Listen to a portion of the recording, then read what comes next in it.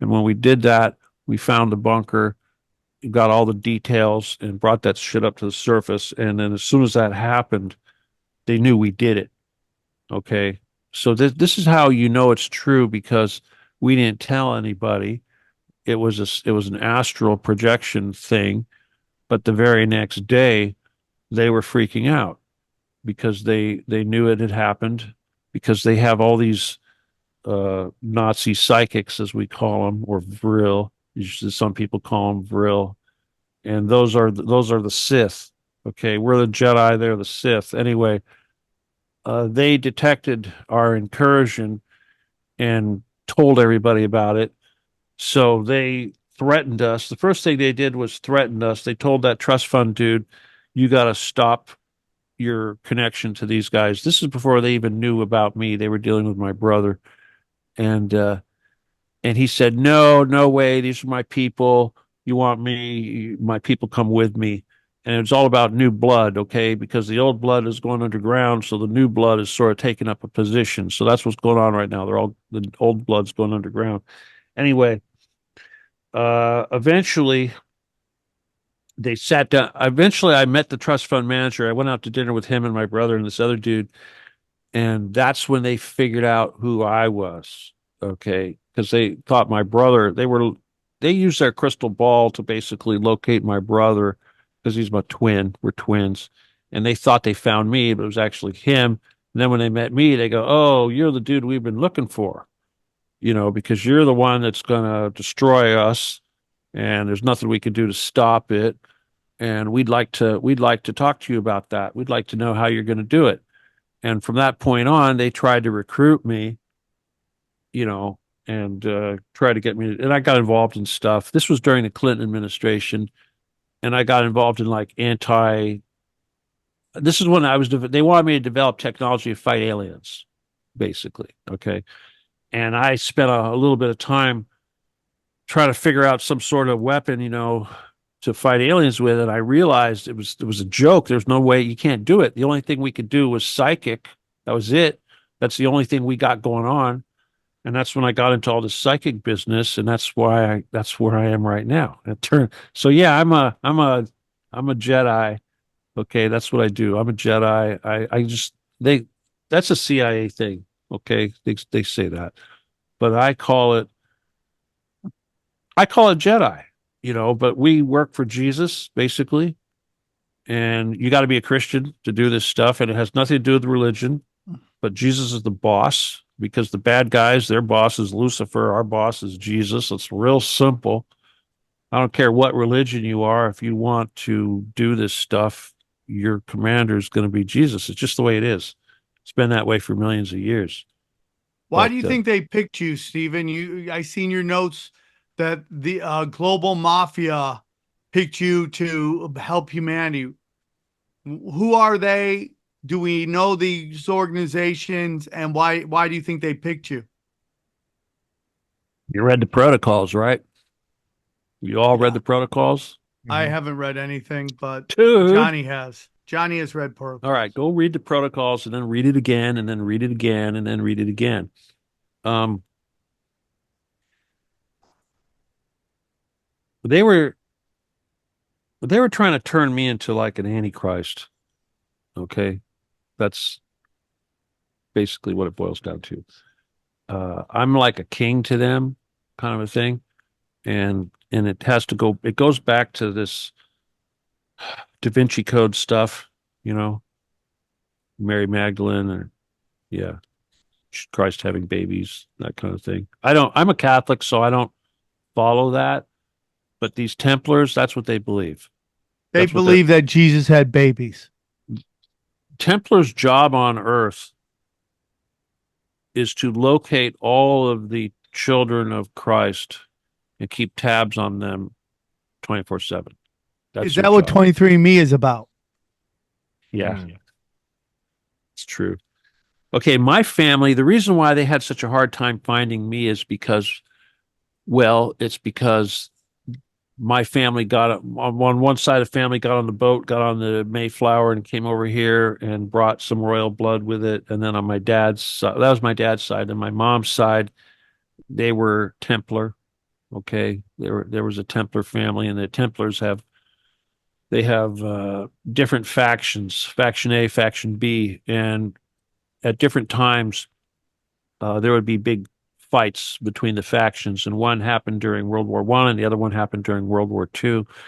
And my family, my side of the my let me see, that was my mother's side of the family came over here during World War One, but they were like Templar blue blood, and they went into hiding. So this is why it was so hard to find me, because both of these sides of the family went into hiding. And then my mom and my dad, both their mothers ran off and went into hiding. You know, it's like someone mom takes the kids and disappears. Both my parents' mothers did that.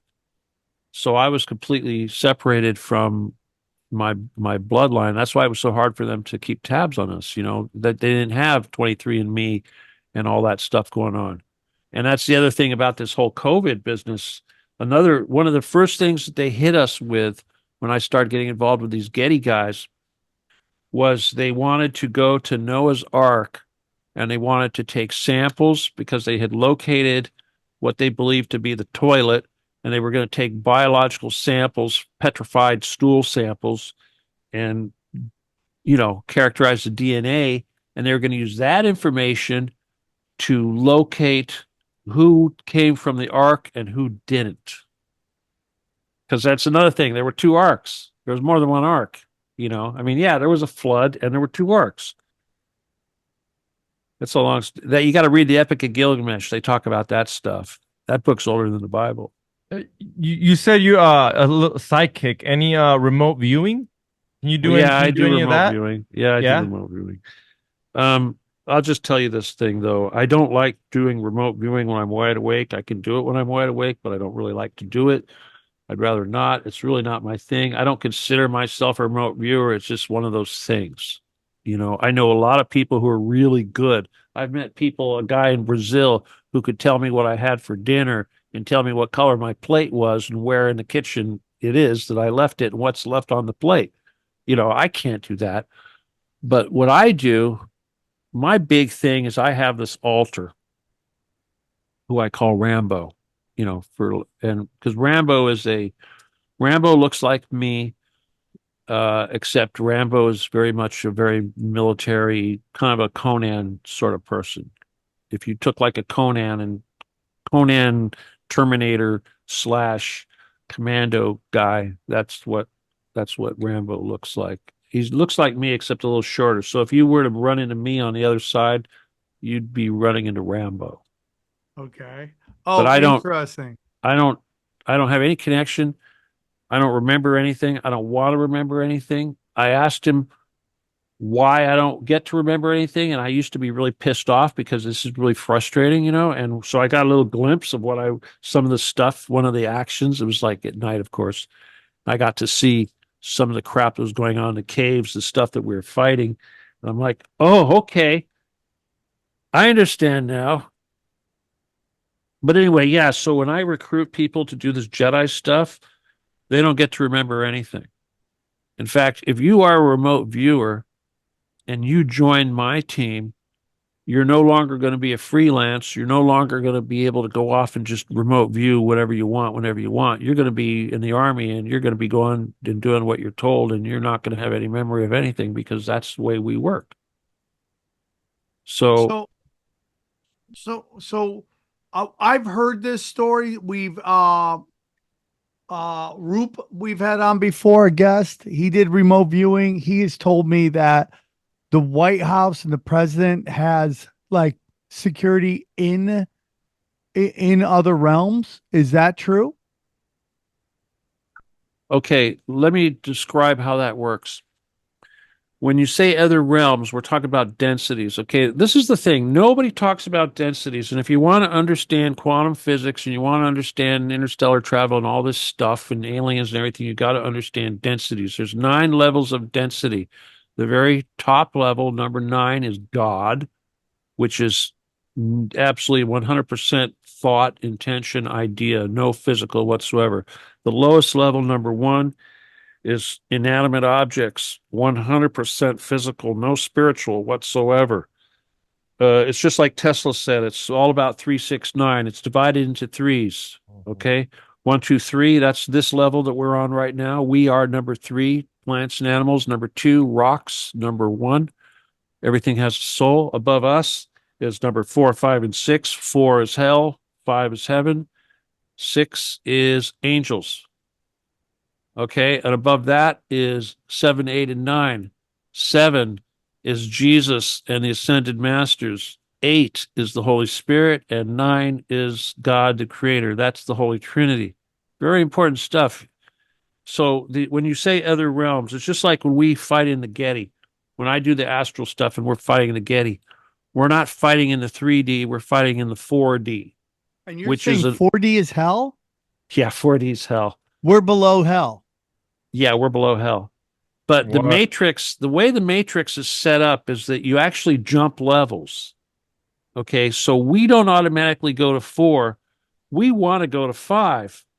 But you have decisions to make while you're in 3. And this is the big secret. It's like Tell it's me like I heaven got and to hell. make better decisions. Tell me. All right, and the bottom line, service to others versus service to self. Got that. Almost Okay? got stabbed You the other have day to be because I was over giving away money. 51% service to others. That's I the give secret. it all away. I right. keep these guys on the show. I mean, that's enough, sir. There you Oh, go. more than enough. You knew there was a reason for that. There it is. Oh, Sam, you're getting into heaven. Oh, there we Dude. go. But that's the thing. Hell, watering the grass and feeding the animals and the birds, that's service to others. That all adds up. Okay? Everything you can do, it adds up. You're watering the grass, you're serving every single blade of grass. You're giving it sustenance, you're serving it.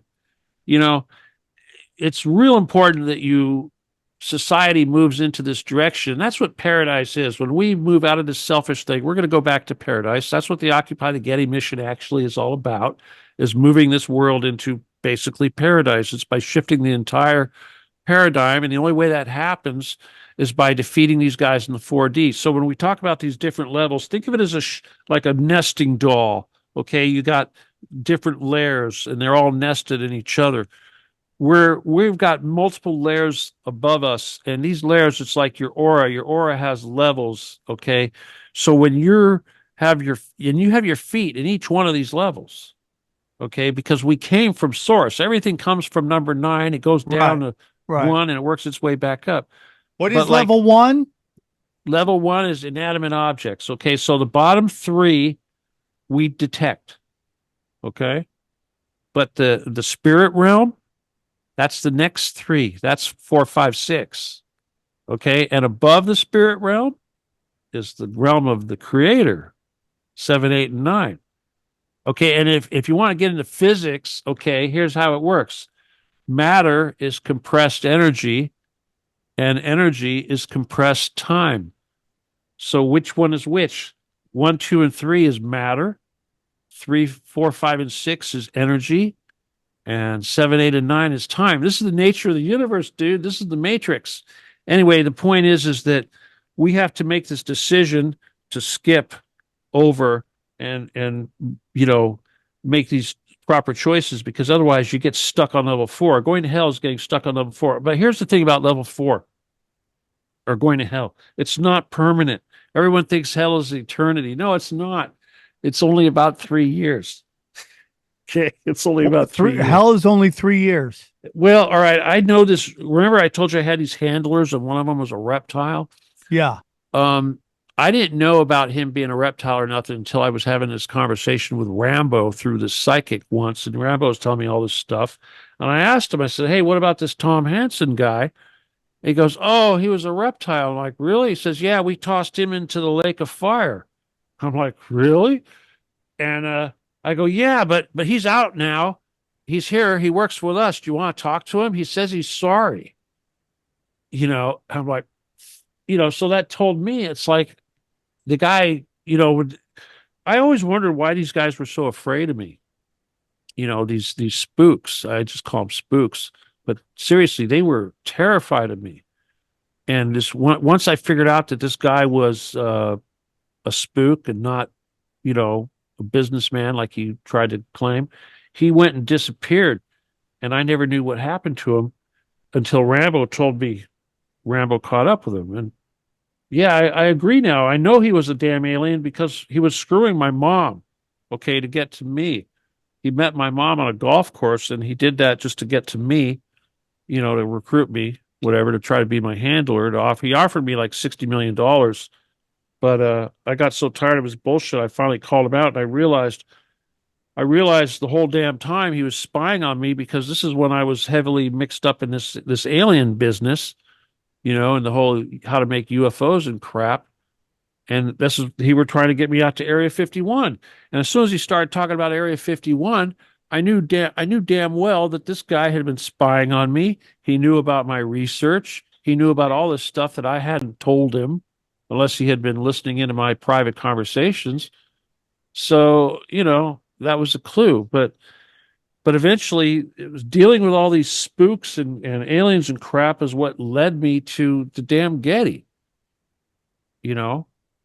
I mean, it's hard to keep shit like this secret. But the thing is the way they freaked out once that thing got discovered. And remember, I never said anything. Okay. But when my brother called me up and said, "Holy shit, I just got the report back from the remote viewer," and he told me everything, and I said, "Holy crap, they are going to kill us for sure now." I mean, several times in my life, I thought I was dead. And when that happened, when I heard that on the phone, I thought, "Oh my God, I am really dead now." Next day, they're freaking out. But what do? Instead of trying to kill us, they try to recruit us. You know, that they tried to give you this is how they recruit you. They give you a military rank. They turn you to like a major, whatever that is, and they pay you whatever a major gets paid, and you sign a contract and you sign your life away, just like when you join the military. You guys know what I mean? Any of you guys military? No? Well, when you join the military, you sign your life away. You are no longer a citizen. You have no rights whatsoever. It's all gone. Okay. And that's for the rest of your life. They can, anytime they want, they can pick you up and ship you off to Leavenworth. Okay. That's how they keep these guys in line. I wasn't going to fall for that crap. Hell, I was making 120 grand a year. What did I want? Their Peasley ass 70,000 or whatever it was they're offering, you know, screw that. That was back in 1990.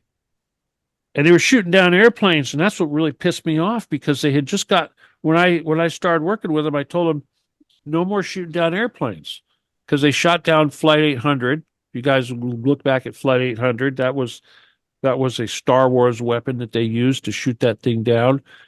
And they flat out admitted that they did it.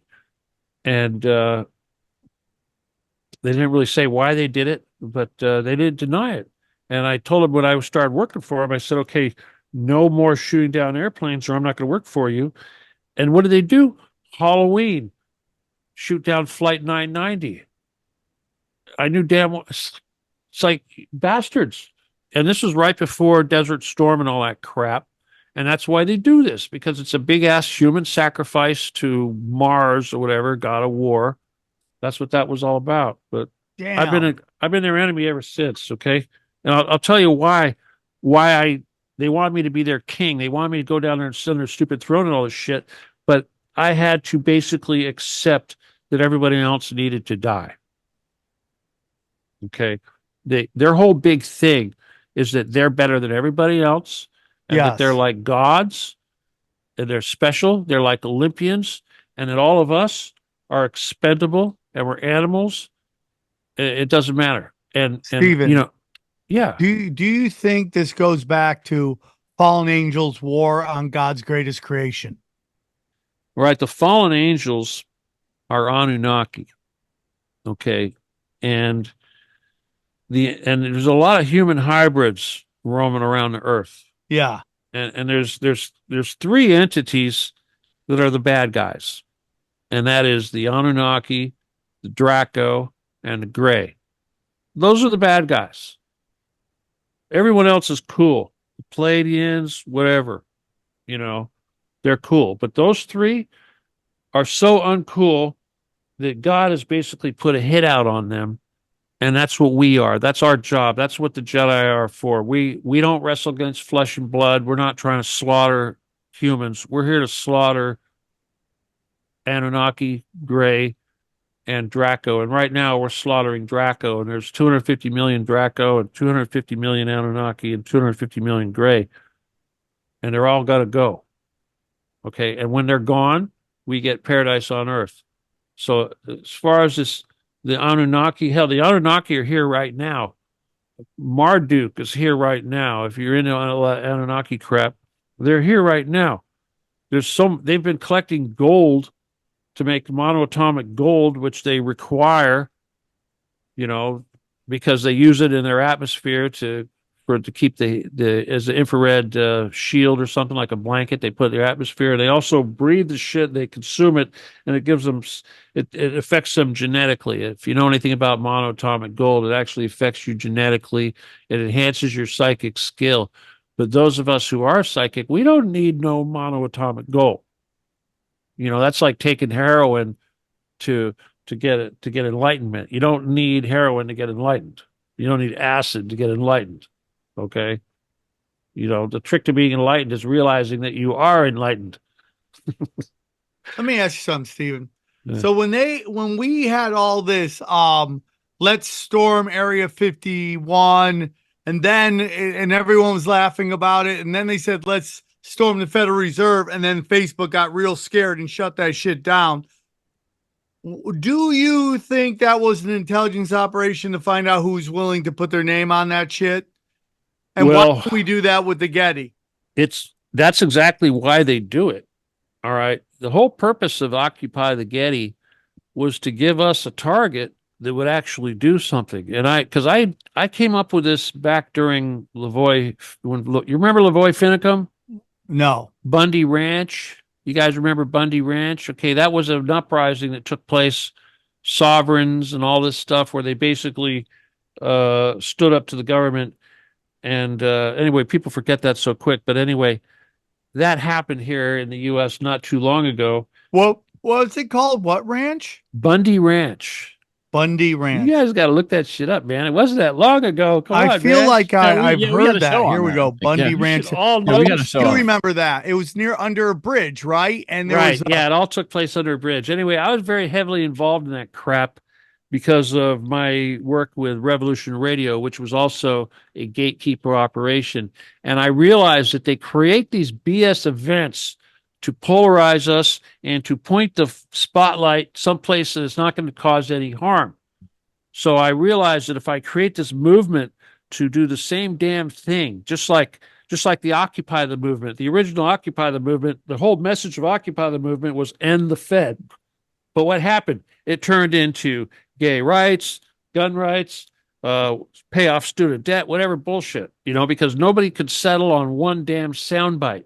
And that's the thing about Occupy the Getty. We have a very simple message: save the children. Very simple. There's none of this other shit. We focus on this one thing, and what I give everyone in the world should give a damn about children. They should give a damn that there's these bastards are down there eating our children. Okay? I don't care how wicked you are. Well, maybe if you're a Satanist, that doesn't apply. But even the shit they're doing down there is so bad that it makes even the Satanists sick. Seriously. The Satanists don't even want to describe what's going on down there because it's so damn heinous. But the point is that this should be enough cause for all of us to unite, because there's no excuse. And I'll tell you, ultimately, if we get close to this thing, if I could actually get 10,000, 100,000 people to actually join me and actually march on this damn thing peacefully, what's going to happen? They're going to say, continuity of government, top secret, NSA, la, la, la, all this kind of crap. And you're going to think, what the hell does a museum have to do with continuity of government and NSA? Why is the government spending $1 trillion to build a bunker underneath a bastion of elitism? That's the thing, because there's no excuse. If you said, well, there's a bunker under Denver Airport, people go, yeah, okay, that makes sense. Well, there's a bunker under Area 51. Well, sure, I understand. Oh, there's a bunker under the Pentagon, a bunker under the White House, a bunker under this, a bunker under that. Yeah, these bunkers all over the place. There's hundreds of them. They build one every 3 months. But the one under the Getty is the most important, because it's the one that doesn't belong. There's no reason for a bunker to be under that fucking Getty. And why did they build that bunker under the Getty. First of all, the bunker was there first. The Getty is just a entrance. And what has the Getty got? The Getty is a $12 billion structure. And that's probably even not even the exact cost of the structure, but they spent at least $12 billion, the most expensive piece of real estate in the entire area. And then what's it filled with? Artwork that you can't even put a price on. It's got so much value, they can't even tell you what the value is. It's literally priceless. So now you have a $12 billion structure filled to the brims with priceless Western artifacts. And it has a bunker underneath it, not just the bunker, but it also has a basement that goes down 6 floors. And this basement is a bunker in itself to protect the artwork. So what is it? It's a bunker for art. Now, if you're going to, let's say you're Russia and you want to drop bunker busters on your bunkers, are you going to drop a bunker buster on top of a museum filled with priceless Western artwork that's irreplaceable? Fuck no. Fuck no. The world would freak out. It'd be like dropping a nuke on the Louvre or l'Hermitage. It's the same damn thing. They know exactly what they're doing. Not only are they using that stuff as a shield, but they're holding it hostage. Because if you read the protocols of the learned elders of Zion, it says right there, should the Goyim ever rise up against us, pitchfork in hand, we will use our secret weapon, the undergrounds, the metropolitans, which before the time comes, we will have dug beneath all of the capitals, the Goyim capitals, and if they should ever rise up against us, we shall blow this shit up in the air, including all their bullshit. Okay? And that's what the Getty is. And that's how I found out about the Getty, because one of my fucking handlers, I sent him an email. And I sent him that passage from the Getty, that very passage right there. Passage number 10, chapter number 8 or 9, something like that. And I sent it to him, and he freaked out. He freaked out. They had to kill him for that. Okay? But when he freaked out, you know what he said? He goes, whoa, whoa, whoa, whoa. We're not all Jews. We're actually Nazis. See, we're Nazis, Nazis, Nazis, Nazis. We're at least half Nazi. So don't say this is a Jewish thing. No, no, no, no. We're half Nazi. And that shit blew me away for a whole year because I thought this was some big ass giant Jewish conspiracy up until that point. When I presented him with the protocols where it said right there, what the hell they built that damn bunker for it so that they could take refuge in there while they blow up all our shit, including all that art, all that Western art they're holding hostage. They will blow that shit up in the air, destroy it all. It's to spite us, should we dare enter into their secret chambers. And it is crazy, dude, because, you know, they are Nazi, though. They are Nazis. When you realize the Nazis and the Zionists are the same damn thing, David Goldberg, this guy's no longer with us, put out this video about this thing, and I forget what it is. David Goldberg, the Zeffler Project or whatever it's called, and everyone is really shit on that video, and they say it's not real and all this stuff, but everything is lining up. They say the protocols isn't real. They say I'm not real. My God. You know, earlier you were talking about how in the early days, if you talked about this pedophilia crap, people thought you were crazy. They thought you had problems. They thought you had issues. I had people calling me. I still have these fuckers calling me a pedophile today. The fucking Masons, that's how they came back at me. They're trying to call me a pedophile. You know what I mean? They project. They call, it's just like Himmler said, or not Himmler, but Goebbels, he said, accuse your enemy of that of which you are guilty. Yeah. You know? But yep. I'm with you, dude. You know, I've been pushing this shit for so long. I mean, 12 years ago, people didn't talk about tunnels. People didn't talk about bunkers. People didn't talk about pedophiles. You're welcome, people. I've been killing myself to do this. They made me broke. They took away everything I owned. I had 6 kids. I could have had a $500 million at least with my business. They took it all away. I have nothing left but my revenge. And when they said they can't kill me, they actually told me that. I didn't mention that. That same night that they told me they couldn't kill me. Now I've already know that because I've had plenty of times where fuckers tried to kill me and something would happen at the last second and they would die. That's happened to me so many times. I kind of knew this shit, but they flat out said, no, you're in the can't be killed club. We're not allowed to touch you. You can't be killed. There's all kinds of crazy. I could get in that. But the thing is if you figure that out, if you figure that, no, I mean, I've been waiting for death for so long. I used to wear body armor. I still have body armor. In fact, I just got some new body armor because I'm going to Vegas and I think these Masons are going to try to put a hit out on me this here in October. I don't give a damn. Okay, I'm ready. I really don't care anymore. But they if you knew they couldn't kill you and you got so tired of it, you just didn't care, and you go out and fuck with anybody you want. I fuck with the most powerful people on earth, the richest people on earth, the most powerful, nastiest, horrible organizations, and they won't do shit. I fucked with Mossad. I fucked with Shin Bet. I fucked with Kraft International. I fucked with the NSA. Hell, when I fucked with the NSA, the Ollie North guys, those guys are killers. I mean, come on, NSA, they're killers. They're worse than the CIA. You think the CIA are killers? Those fucking NSA guys, those are the fucking killers. And I was afraid for a good whole year, and I realized they weren't going to do shit. They weren't going to do shit. And so this is what I mean. You know what? I'm seriously expecting them to I'm going to go to Vegas here for this event, October 15th, 16th, something like that.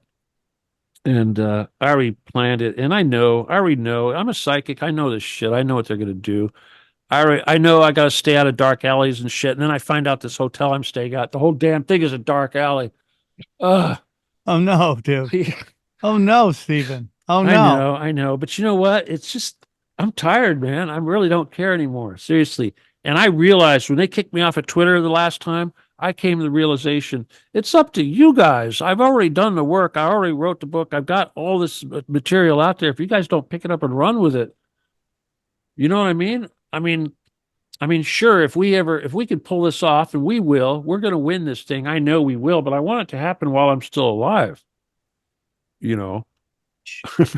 Well, Steven, are any of those tunnels filled with homeless by any chance by now? Oh, of course they are.